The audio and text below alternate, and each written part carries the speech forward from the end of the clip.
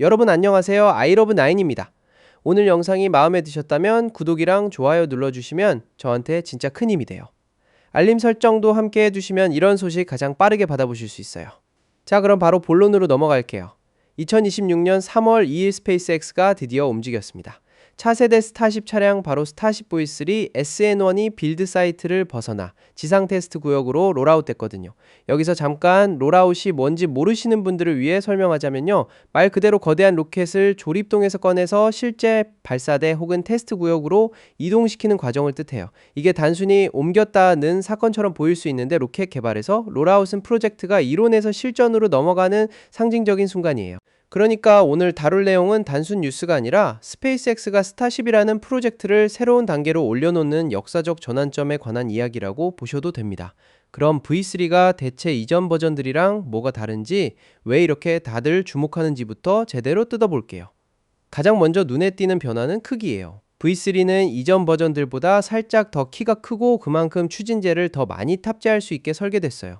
이게 단순히 탱크를 키웠다는 얘기가 아니에요. 추진제 탑재량이 늘어난다는 건 더 무거운 화물을 더 높이, 더 멀리 보낼 수 있다는 뜻이거든요. 스타쉽이 목표로 하는 달 착륙 화성 임무 대형 위성군 배치 같은 미션들은 전부 연료 여유분이 생사를 가리는 요소예요. 그러나 이 약간 더 크다는 변화가 실제 운용에서는 어마어마한 차이를 만들어낼 수 있는 거죠. 그 다음 엔진 얘기를 안 할 수가 없어요. V3에는 신세대 랩터 V3 엔진이 장착됩니다. 랩터 엔진은 스페이스X가 자체 개발한 메탄 연소 엔진인데 버전을 거듭하면서 계속 진화해왔어요. 이번 V3 사양은 이전 세대 대비 훨씬 높은 추력을 내면서도 비용과 무게는 오히려 줄였다는 게 핵심이에요. 추력 올리면서 비용이랑 무게까지 동시에 잡았다는 게 엔지니어링 관점에서 보면 그냥 잘 만들었다 수준이 아니라 설계 철학 자체를 바꾼 거예요. 보통 성능을 올리면 어딘가에서 대가를 치르게 돼 있거든요. 근데 스페이스X는 그 트레이드 오프를 정면 돌파한 거죠. 그리고 이번 V3에서 아마 가장 전략적으로 중요한 부분이라고 볼 수 있는 게 바로 제조 최적화예요. V3는 만들기 쉬운 로켓이 되도록 설계가 대폭 손질됐어요. 왜 이게 중요하냐고요? 스페이스X가 스타쉽으로 하고 싶은 게 단 한 번의 드라마틱한 발사가 아니거든요. 스타링크 위성을 지속적으로 보충하고 달 임무를 반복 수행하고 AI 위성도 올리고 나아가 화성까지 정기적으로 보내려면 로켓을 찍어내듯 만들어야 해요. 그러려면 공정이 복잡하면 안 되죠. V3의 제조 최적화는 결국 발사 횟수를 늘리겠다는 선언이에요. 스타링크 달 임무, AI 위성, 화성 임무 이 네 가지가 V3가 뒷받침해야 할 핵심 목표예요. 자, 이렇게 V3 SN1이 롤아웃 되자마자 일론 머스크가 입을 열었어요. 그런데 이번에 한 말이 꽤 인상적이에요. 일단 본인은 굉장히 낙관적인 전망을 내놨어요. 바로 스타쉽 V3가 완전 재사용성을 달성할 디자인이 될 거라고 표현한 거예요. 완전 재사용성이라는 게 스페이스X가 스타쉽 프로젝트를 시작한 핵심 이유 중 하나잖아요. 한번 쏘고 버리는 로켓이 아니라 비행기처럼 착륙하고 다시 쏘는 구조를 만들어야 우주 접근 비용 자체를 근본적으로 낮출 수 있거든요. 그러니까 일론의 이 발언은 이번에야말로 제대로 된 버전이 나왔다는 확신의 표현이에요. 그리고 V3 SN1의 첫 비행은 2026년 3월 안으로 예정돼 있어요.